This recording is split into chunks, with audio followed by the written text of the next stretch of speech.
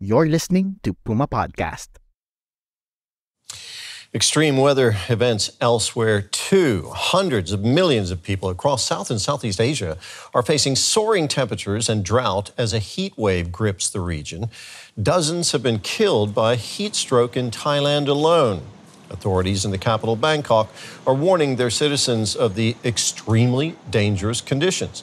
Schools have been closed in the Philippines and Bangladesh for tens of millions of children, and the daytime temperatures in Myanmar have reached nearly 46 degrees Celsius.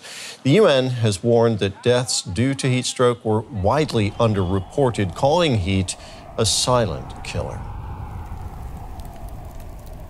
Since last year, forecasts have warned of an impending El Niño in Southeast Asia. But what is El Niño? It's a climate phenomenon marked by unusually warm ocean temperatures in the Pacific Ocean. This warming can trigger droughts, heat waves, and other extreme weather conditions across the globe. Against this backdrop, three media organizations, Suara from Indonesia, Makaranga from Malaysia, and PumaPodcast from the Philippines collaborated to investigate potential water supply issues that the megacities of Jakarta, Kuala Lumpur, and Metro Manila might encounter as a result of El Niño.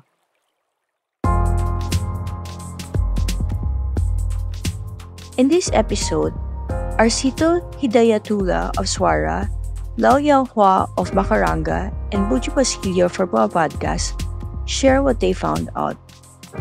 This is Veronica Uy. You're listening to a special feature produced with support from the International Media Support.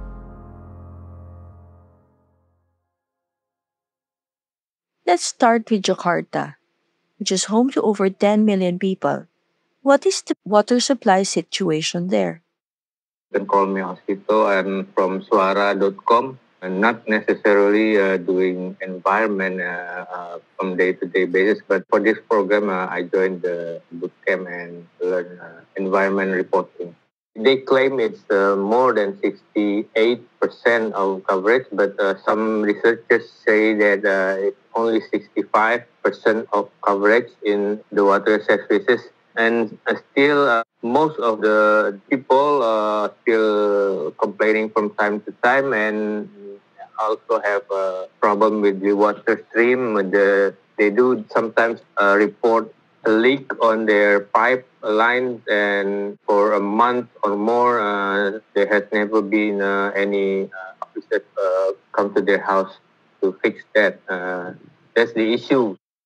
Would you say, Arcito, that the water situation in Jakarta is worse now because of El Nino?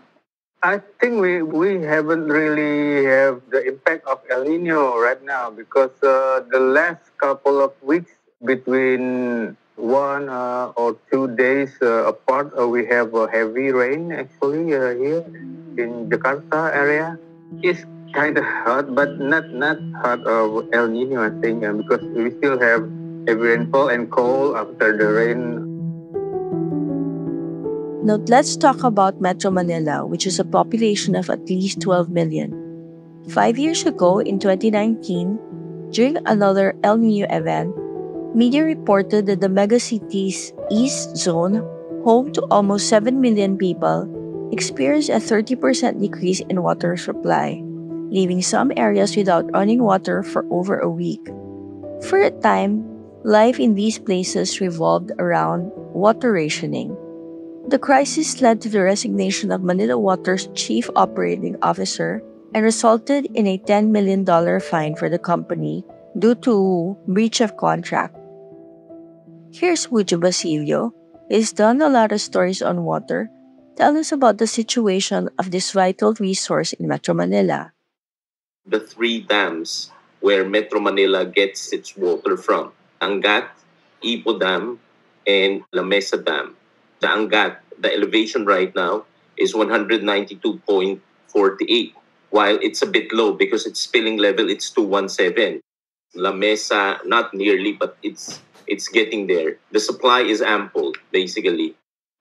Based on the latest as of April 24, as I'm speaking right now, the Ipo Dam's elevation is 99.66, while its spilling level is 101. So that's good because there's just just a 2 meter discrepancy before it spills water. So it's nearly full. And the La Mesa Dam is 75.65. The spilling level is 80. So there's like a 5, it's nearly full as well. Based on the remarks made by the MWSS regulatory chief regulator, Patrick T., Metro Manila isn't going to have a repeat of the water crisis which we experienced in 2019, in which half of Metro Manila didn't have water for nearly 24 hours for as long as 1 week. So that's good, even though up to now we experience heat levels that have reached record levels. So I think they were able to do that because they were able to use new technology in producing raw water. Now it's the turn of Kuala Lumpur, home to over 8 million people. From the beginning of the research, Yao, co-founder and science and environment journalist in Macaranga, has shared that water supply is not an issue in KL. But how is it now during El Niño? Well, in Kuala Lumpur, it's hot, but definitely not as hot as Manila. So we only had, it's regularly above 30 Celsius, but I think we only had one warning of the first level of the heat warning last month, and that is more than 3 consecutive days of more than 35 Celsius. But other than that, it's hot, but it's not like heat wave. It's been raining, heavy storms every now and then. So all our dams are still, they're not full, but they're all above 70% capacity. So the government says there's no worry about water scarcity for now. But for Kuala Lumpur itself, it's not a heat wave. Yeah, we haven't had any water supply interruption, anything serious since the El Nino. Let's take a short break. When we return, we'll talk about government strategies and how people are taking control of their water supply.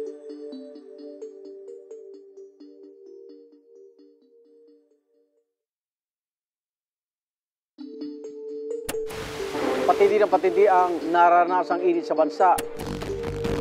Asahan ang mas mainit na panahon ngayong 2024 dahil sa El Niño. Nagbabala na po ang pag-asa sa El Niño pero ano bang nangyayari kapag may El Niño? Arcito, would you like to tell us more about if you know of any strategies that your government did on water? Basically, the water management managed by government is not reliable for the Jakarta residents for so very long time now. So the resident is not really rely on the water management anymore. Sometimes you can find that people, if they settle in some area, they don't even think about getting water from the government. And they just drill the ground and take water from the ground.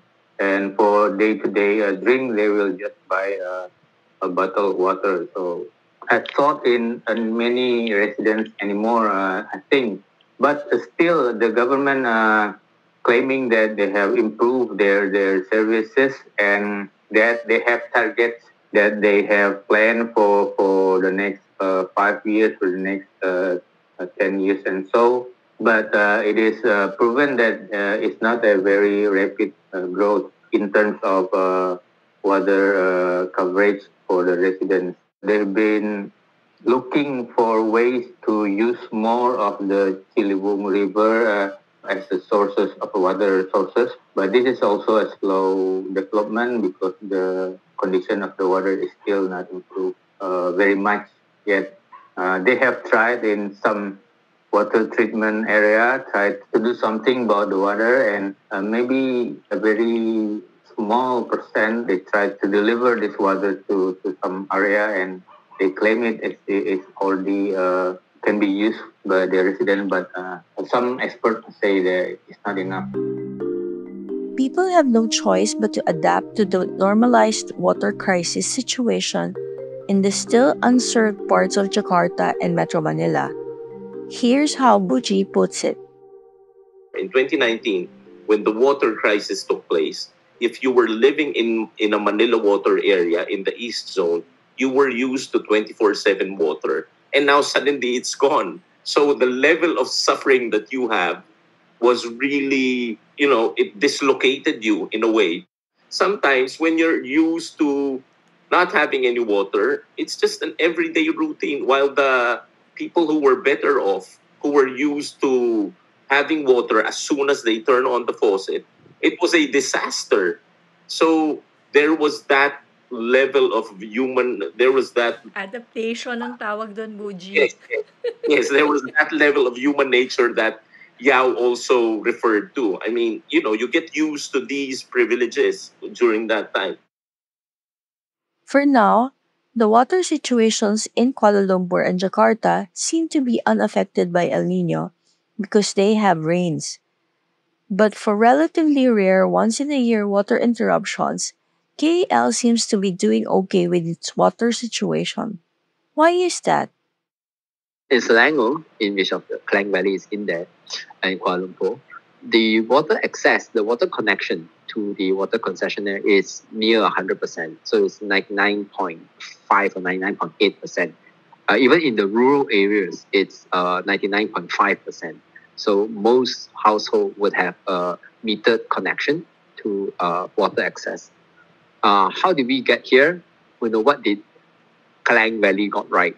It has always been growing up, and I'm 40 years old now. And growing up, I don't remember reading in the news that there are areas, really without access to potable water in the Klang Valley itself.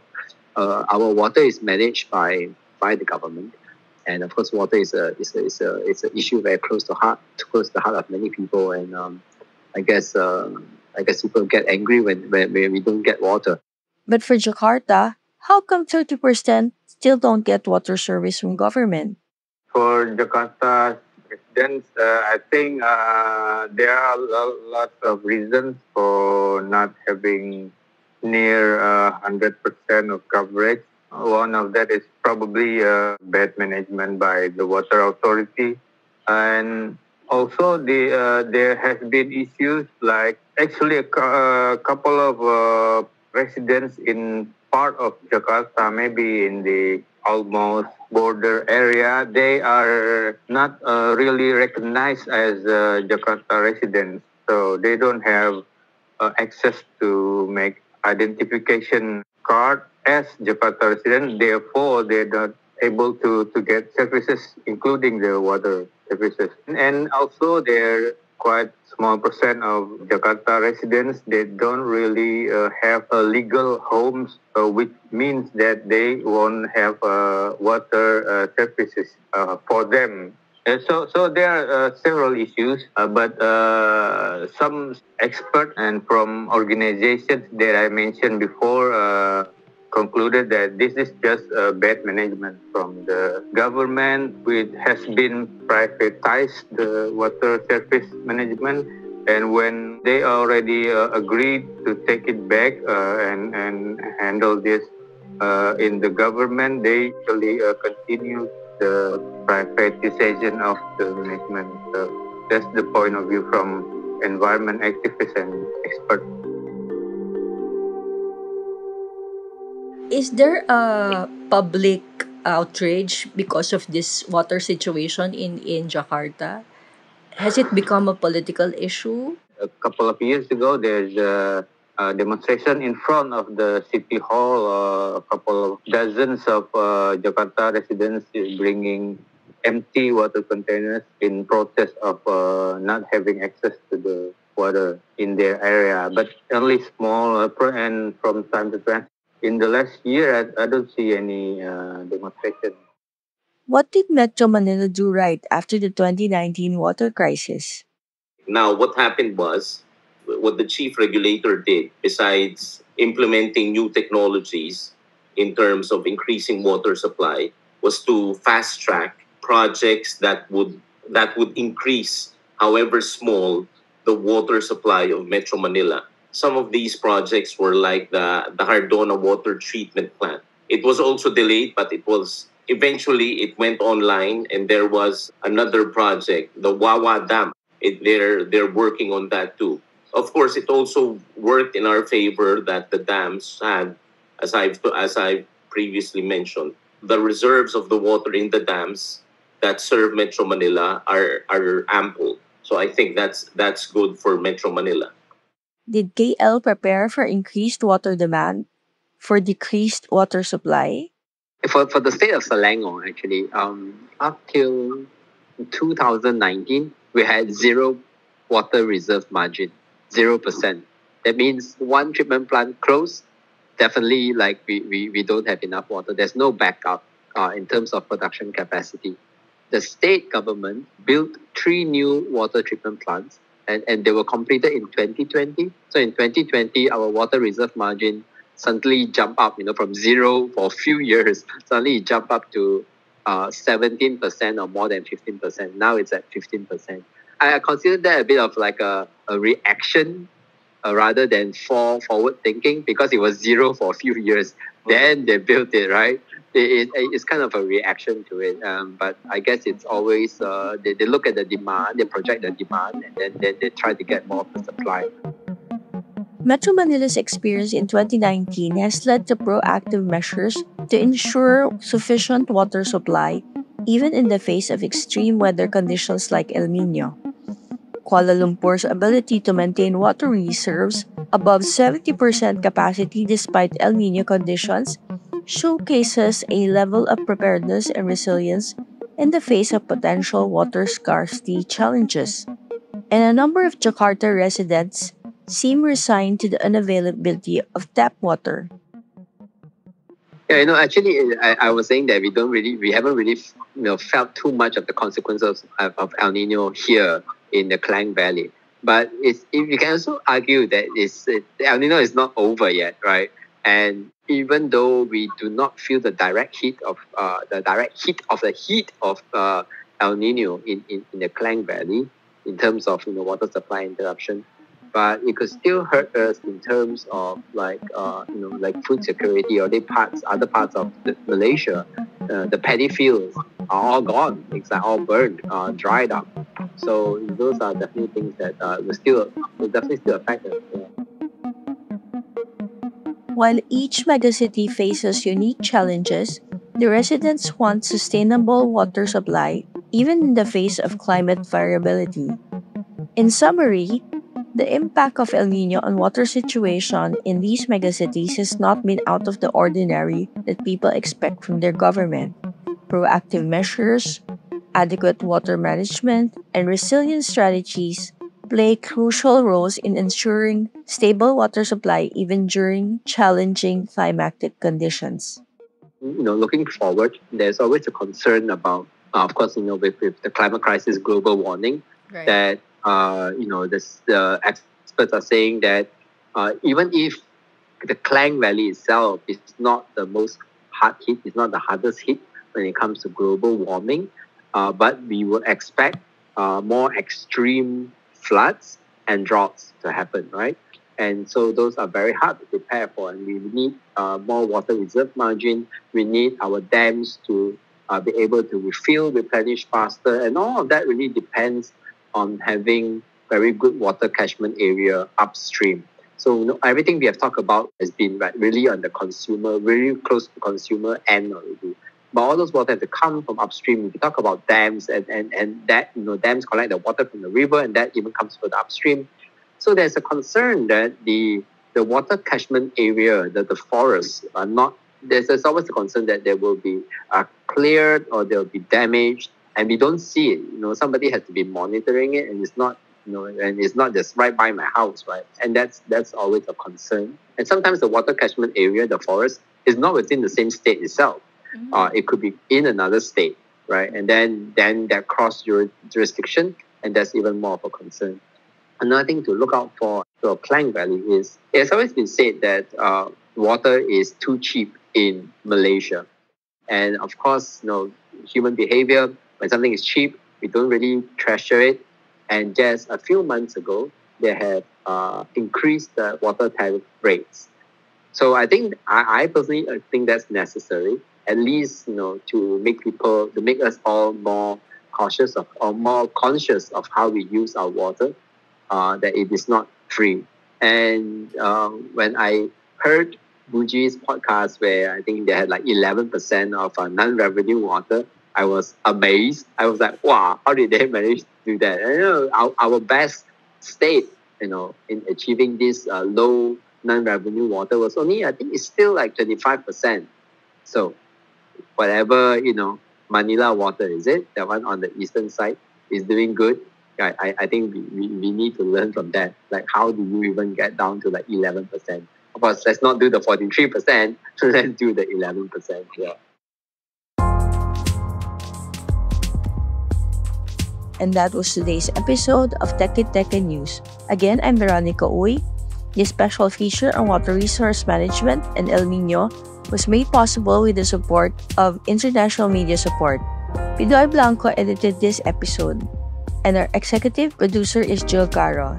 If you found this episode useful or interesting, share it with a friend or two. Join us next time as we continue to explore solutions for a more sustainable future. Thanks for listening.